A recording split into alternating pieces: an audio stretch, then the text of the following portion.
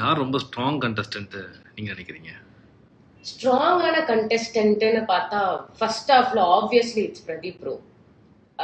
ஏன்னா நான் உள்ள போனப்போ ஃபர்ஸ்ட் பார்த்து இன்டிமிடேட் ஆன ஒரு ஆளே அவரு தான். ஏன்னா அவர்கிட்ட பேசினா டக்குன்னு அம்பு மாதிரி நமக்கு ஒரு ஆன்சர் வரும், சச்சக் அப்படின்னு சொல்லிட்டு. அதுக்கப்புறமா வந்து there was a good bond that got created. எனக்கு சுடிதார்லாம் ஸ்டீம்லாம் பண்ணி கொடுத்தாரு ஒரு 2-3 நாள். இதை நான் மறக்கவே மாட்டேன் ப்ரோ அப்படின்னு நான் சொல்லிட்டே இருந்தேன். ஸோ ஐ திங்க் அவர் தான் நினைக்கிறேன். ஏன்னா திடீர்னு அவர் உட்காந்து யோசிப்பாரு, என்ன ஸ்ட்ராட்டஜி போடலாம், எப்படி இது பண்ணலாம் என்கிட்ட சொல்லிட்டு வேற இருந்தாரு. பாரு அடுத்த வாரம் என்ன ஸ்ட்ராட்டஜினா உன்னை வந்து அனுப்பி எல்லாரோடையும் பழக விட்டு ஒவ்வொருத்தரையா நான் வந்து எலிமினேட் பண்ண போறேன் அப்படின்லாம் சொல்லிட்டு இருந்தாரு அவரு. So I think Pradeep bro. Second ஹாஃப்ல I would say Maya. Maya is a very strong contestant. அவங்களோட மைண்டை டீகோட் பண்ணவே முடியாது. அவங்க ஒரு she's a mystery. Super. Title win பண்ணி வெளில வந்த பிறகு உங்களுக்கு எப்படி ஃபீல் ஆச்சு?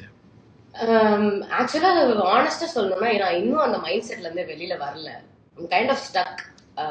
அந்த சூழ்நிலைக்கே நான் ரொம்ப பழகிட்டேன்னு நான் நினைக்கிறேன். அங்க ஒரு கைண்ட் ஆஃப் ஒரு ஸ்ட்ரெஸ் அண்ட் ப்ரெஷர் கான்ஸ்டன்டா இருந்துட்டே இருந்தது.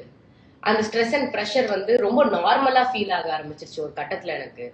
இப்ப என் மைண்ட்ல அது இல்ல, இது அப்நார்மலா இருக்கு. ஸோ நானே எனக்குள்ள ஒரு பேட்டில்ல தான் இருக்கேன். Just trying to come out of Bigg Boss and அதோட அது எனக்கு என்னென்ன கொடுக்கறதுக்கு வெயிட் பண்ணிட்டு இருக்குன்றத பார்க்க நானும் ஆவலா இருக்கு. பட் அதுக்கு முன்னாடி I need to be in a clear mind நான் நினைச்சேன். அதனால I just took some time off. எங்க அப்பா அம்மாவோட நல்லா டைம் ஸ்பெண்ட் பண்ணேன். And yeah actually it's good. ஆனா வேற உலகத்துல இருக்க மாதிரி ஒரு ஃபீலிங் இருக்கு. அது வேற ஒரு உலகம். இந்த உலகத்துல இருந்து நம்ம இந்த உலகத்துக்கு வந்துட்டோன்ற மாதிரி தான் இருக்கு எனக்கு மைண்ட் செட் ரீதியா. கொஞ்சம் கொஞ்சமா வெளில வந்துருவேன்னு நினைக்கிறேன். அதுல இருந்து வெளியில வந்துட்டு மக்களை பார்க்க ஆரம்பிப்பேன்னு நான் நினைக்கிறேன். ஆஃப்டர் வின்னிங் பேரண்ட்ஸ் என்ன சொன்னாங்க?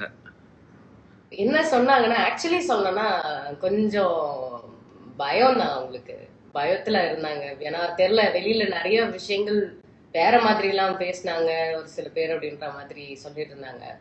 அதனாலதான் என்ன ஆக்சுவலா வந்து ஆஃப்டர் பார்ட்டியில என்ன விடக்கூடாதுன்ற மைண்ட் செட்ல இருந்தாங்க. வேணாம் நீ இருக்காத அங்க, நீ வா நம்ம போயிடலாம் வீட்டுக்கு. அதான் இன்னொன்னு என்னாலுமே ஆஃப்டர் பார்ட்டியில இருக்க முடியல. ஏன்னா டக்குன்னு ஆட்கள் அவ்வளோ பேரு எல்லாரும் என்ன சொல்றது பாட்டு சத்தம் எல்லாரும் என்கிட்ட வந்து பேசுறாங்க. ஆனா அதுக்கான அர்த்தம் எனக்கு புரியல. ஏன் என்ன நானே ஒரு பெரிய கன்ஃபியூஷன்லயும் லோ மைண்ட் ஸ்டேட்லயும் இருந்தேன். ஸோ அதுல நான் கிளம்பிட்டு எங்க அப்பா அம்மா வந்து பேசிக்கா சொன்னது, நீ எதையும் பார்க்க கூடாது, நீ நாங்க என்ன காட்டுறோமோ அதுதான் நீ பார்க்கணும். ரீசன் என்னன்னா உன்னை நாங்க இதுக்கு மேல கரெக்டான ஒரு வழியில உன்னை நாங்க கைட் பண்ணணும். ஸோ எல்லாத்தையும் பார்த்து உன் மைண்டை குழப்பிக்கிறதுக்கு பதிலா நாங்க என்ன காட்டுறோமோ அதை மட்டும் பார்த்து உன் மைண்டை கிளியரா வச்சுக்கோ அப்படின்ற மாதிரி சொன்னாங்க. And they are very happy. Super. கமெண்ட்ல உங்களுக்கு ஃபுல்லா வாழ்த்துக்கள் தெரிவிச்சுக்கிட்டே இருக்காங்க. Thank you so much. வாழ்த்துக்கள் தெரிவிக்கிற அனைத்து நல்ல உள்ளங்களுக்கும் என்னோட பெரிய தேங்க்ஸ். தேங்க்யூ. உங்க favourite contestant? Favourite contestant obviously நம்ம உள்ள ஒரு இடத்துக்கு போறோம். நான் 30 days ஆடியன்ஸா வாட்ச் பண்ணிட்டு போயிருக்கேன். ஆடியன்ஸா நான் பார்க்கும்போது எனக்கு அந்த இடத்துல பரவாயில்லப்பா நல்லா பிளே பண்றாருன்னு தோணுது பிரதீப் ப்ரோ தான். So he is my favourite contestant. அவங்க இல்லாம எனக்கு ஆக்சுவலி ரொம்ப பிடிச்ச ஒரு கேம் பிளே வந்து தினேஷ் ப்ரோடுது. ஏன்னா அவர்கிட்ட நீங்க என்ன பேசினாலும் அதுக்கு ஒரு பதிலடி கிடைக்கும். திரும்பவும் ஒரு ரிட்டர்னுக்கு ஒரு விஷயம் சொல்லுவாரு. And at the same time அவர் யோசிக்கிற அனாலிசிஸ் வந்து that shows how much knowledgeable he is. அவர்கிட்ட ஆக்சுவலி அதுதான் அந்த ஒரு டாஸ்க் கொண்டு வந்தது, டைம் கால்குலேட் பண்ற டாஸ்க். அவர் அந்த டைம்ல உட்காந்து அவர் ஒரு கிளாக் ரெடி பண்ண ட்ரை பண்ணாரு. அது மூலியமா எனக்கு தெரிஞ்சது வந்து I think is a very knowledgeable person. அவருக்கு நிறைய கேம் இதெல்லாத்தையும் தாண்டி நார்மல் ஜென்ரல் நாலேஜாவே is a very knowledgeable person. அந்த ஒரு காரணத்துக்காக வெப்சைட் தினேஷ் ப்ரோ. பிக் பாஸ் வீட்ல நீங்க கத்துக்கிட்ட ஒரு விஷயம்? பிக் பாஸ் வீட்ல நான் கத்துக்கிட்ட ஒரு விஷயம் ஆக்சுவலி அந்த வீடு வந்து ஒரு செம்ம விஷயம். என்னன்னா ஒரு 15-20 வருஷத்துல என் லைஃப்ல நான் அடிபட்டு கத்துக்க வேண்டிய நிறைய விஷயங்களை அடிச்சு ஒரு 100 நாள்ல சொல்லி கொடுத்துருச்சுன்னு தான் சொல்லணும். இப்போ நான் வெளியில போறப்போ வெளில இருந்து உள்ள போறப்போ நான் ரொம்ப ஒரு துருவான ஒரு ஹைப்பர் ஆக்டிவ், என்னோட மைண்ட் செட்டே இப்படி வேவா தான் இருக்கும். வேவரிங் மைண்டோட இப்படி போனேன்னா வெளில வரும்போது ஒரு காமான ஒரு மைண்ட் செட்ல ஒரு ஃபோக்கஸ்டான ஒரு நிலையில வந்தேன் நான். அதுக்கான காரணம் it's because I was kept under those circumstances, அன்கம்ஃபர்டபுளான சுச்சுவேஷன்ஸ். இதில் நான் எப்படி ஹேண்டில் பண்ணணும், இத்தனை டிஃப்ரெண்ட் மைண்ட் செட்ஸ் இருக்கிற பீப்புள் இருப்பாங்க. நாளைக்கு இவங்களெல்லாம் நான் இந்த பீப்புளை சொல்லல, பேசிக்கா நான் இன்னும் நிறைய பேரோட ஒர்க் பண்ண வேண்டியிருக்கும். இப்போ அவங்க எல்லாரையும் நான் எப்படி பார்க்கணும், அவங்க கூட எப்படி பழகணும். ஆக்சுவலி சொல்லணும்னா நல்லா சோஷியலைஸ் ஆகிறதுக்கு கற்றுக்கிட்டேன்னு நான் நினைக்கிறேன். ஐ திங்க் இது எனக்கு வெளியில நிறைய ஹெல்ப் பண்ணும். And at the same time மனசுல என்ன படுதோ அதை நம்ம பேசினா அதுக்கான பிரதிபலனை நாம அனுபவிப்போம். அது நமக்கு கண்டிப்பா கிடைக்கும்ன்ற விஷயம் எனக்கு நல்லா தெரியும். ஸோ அதான் பிக் பாஸ் வீட்டில் இப்போ நீங்க மிஸ் பண்ற ஒரு விஷயம்னா அது என்னவா இருக்கும்? அந்த வீட்டையே மிஸ் பண்றேங்க. ஆக்சுவலா நான் தான் சொன்னேன்ல, நான் இன்னும் அந்த மைண்ட் செட்ல இருந்தே வெளில வரல. எனக்கு லிட்ரலி பிக் பாஸ் குரல்லாம் க்ளோஸ் டு மை ஹார்ட். ஏன்னா அவர் நான் அவ்வளோ மோட்டிவேட் பண்ணியிருக்காரு, பார்த்துருப்பீங்க ஆப்வியஸ்லி. அவர் பேசின ஒரு வார்த்தையும் எனக்கு உள்ளுக்குள்ள போய் it created an impact. It made me do something there. அதுக்கப்புறம் கன்ஃபெஷன் ரூம் போறதுக்கு முன்னாடி ஒரு மாதிரி இருப்பேன், கன்ஃபெஷன் ரூம் வெளில வந்துட்டு ஒரு மாதிரி ஹாப்பியா ஜாலியா இருப்பேன். ஸோ அவரோட வாய்ஸ், அவர் கொடுக்குற கலாய், அந்த வீடு, அந்த டைமிங், அந்த பீப்புள், ஆக்சுவலி சொல்லணும் ஆனஸ்ட்லி ஸ்பீக்கிங், அந்த பீப்புள் அவங்க எல்லாரையுமே நான் ரொம்ப மிஸ் பண்றேன் இந்த டைம்ல. ஏன்னா அதனாலதான் நான் இன்னும் இந்த பிக் பாஸ் மைண்ட் செட்லயே இருக்கேன்.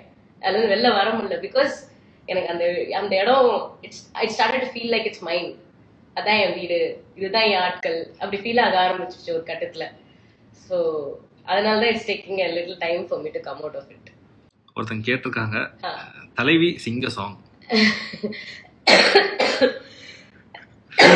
ஆக்சுவலி அது வெளில வராம இருந்ததுக்கு உடல்நிலையும் ஒரு பெரிய காரணம். சுத்தமா உடம்பு சரியில்லை, தொண்டையும் இல்லை. But then I try.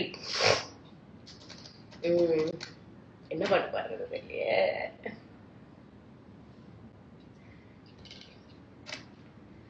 Try பண்றேன். சிறகுகள் வீசி சுதந்திர ஆசையில் போகிறேன், நான் போகிறேன். ஆசைகள் எல்லாம் எனக்கென கொண்டு, மீசைகள் எல்லாம் கனவுகள் கண்டு, பொறுப்பினை தேடி பயணங்கள் என்று செருப்புகளே சிறகுகள் என்று போகிறேன், நான் போகிறேன்.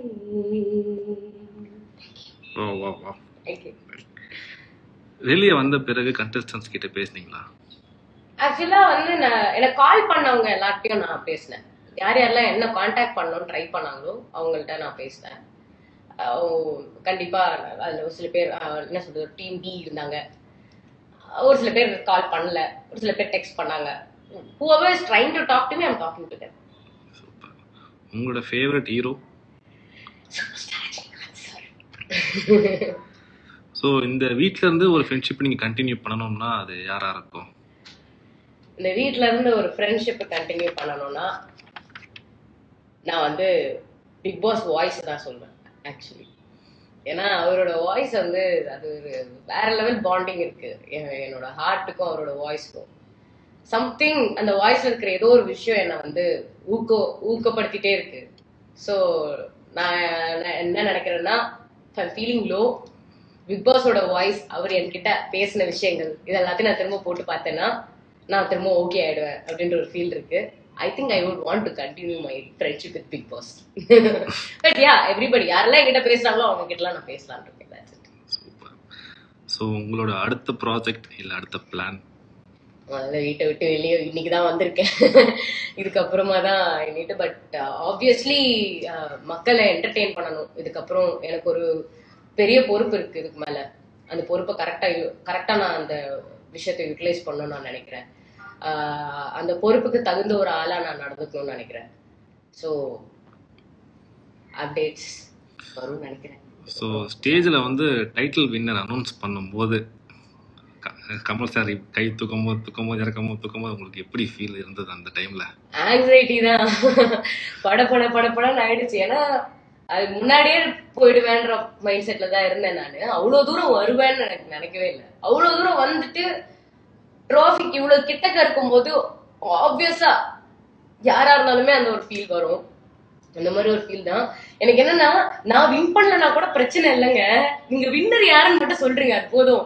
எனக்கு இந்த டென்ஷன் என்னால ஹேண்டில் பண்ண முடியலன்ற மாதிரி இருக்கு. ஏன்னா கமல் சார் அந்த டைம்ல நிறைய கிமிக் பண்ணாரு, சொல்ல மாட்டாங்க அப்படி உள்ளலாம் போது சார் எங்க சார் போறீங்க அப்படின்ற மாதிரி ஆயிடுச்சு. But actually I am really happy. ஏன்னா தமிழ் சினிமாவோட ஓஜி அவரு. ஆக்சுவலா அவருக்கு தான் என்சைக்ளோபீடியா. அவரு என் பேர் அவர் வாயால சொல்லி அவரு எனக்கு நிறைய விஷயங்கள் அட்வைஸ் பண்ணி அந்த விஷயங்களை நான் வீக்கெண்ட்ல கேட்டு அது மூலியமா நானே என்ன நிறைய விதங்கள்ல என்ன மோல்ட் பண்ணிக்கிறதுக்கு அவர் ஒரு பெரிய காரணம். So for ever grateful to Kamal sir. Thank you. So மக்களுக்காக என்ன சொல்றது? மக்கள் எனக்காக நீங்க இவ்வளவு தூரம் நீங்க சப்போர்ட் பண்ணுவீங்க நான் எதிர்பார்க்கவே இல்லை.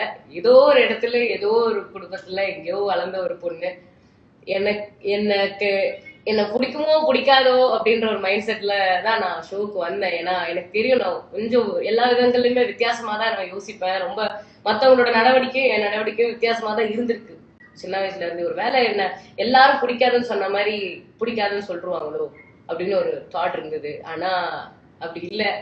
மக்கள் எல்லாரும் எனக்கு உங்களுடைய அன்பை வாரி வழங்குறீங்க. அது எனக்கு ஆக்சுவலி சொல்லணும்னா கனவு நிஜமான மாதிரி இருக்கு. நான் எனக்கே தெரியாம என்ன அறியாம நான் கண்ட ஒரு கனவு இன்னைக்கு நிஜமா என் கண்ணு முன்னாடி நிக்கிற மாதிரி இருக்கு. இத்தனை பேர் இத்தனை ஓட்டு, ஐயோ சீரியஸ்லி ட்ரீம் கம் ட்ரூங்க. Thank you very much. உங்க எல்லாருக்குமே நான் நன்றி கடன் பட்டிருக்கேன். உண்மையிலேயே ஓட் பண்ண ஈச் அண்ட் எவ்ரிபடி நான் உங்களுக்கு எல்லாம் பெரிய நன்றி கடன் பட்டிருக்கேன். அதை எப்படி செலுத்த முடியும் திரும்ப செலுத்த முடியும்னு எனக்கு தெரியல. கண்டிப்பா உங்க எல்லாரையும் என்டர்டெயின் பண்ணிட்டே இருக்கணும். அந்த வகையில நான் நான் ஒர்க் பண்ணணும்னு நான் நினைக்கிறேன். சரிப்பா அர்ச்சனா அப்படின்ற ஒரு பொண்ணு நிறைய நிறைய நல்ல விஷயங்கள் பண்றாங்க, நல்ல ப்ராடக்ட்ஸ் கொடுக்குறாங்க, பார்க்கும்போது நல்லா இருக்கு அப்படின்னு நீங்க எனக்கு இந்த இடத்த கொடுத்ததுக்கு ஃபீல் பண்ணாத அளவுக்கு நான் நடந்துப்பேன் நான் நினைக்கிறேன். And I want to entertain you guys. அதுக்கான விஷயங்கள்ல நான் இதுக்கு மேல கான்சென்ட்ரேட் பண்ணலான் இருக்கேன். Thank you very much for your love and support and it really means a lot. வார்த்தைகளே இல்லை சொல்றதுக்கு. Thank you so much. வாழ்த்துக்கள், நன்றி. தேங்க்யூ.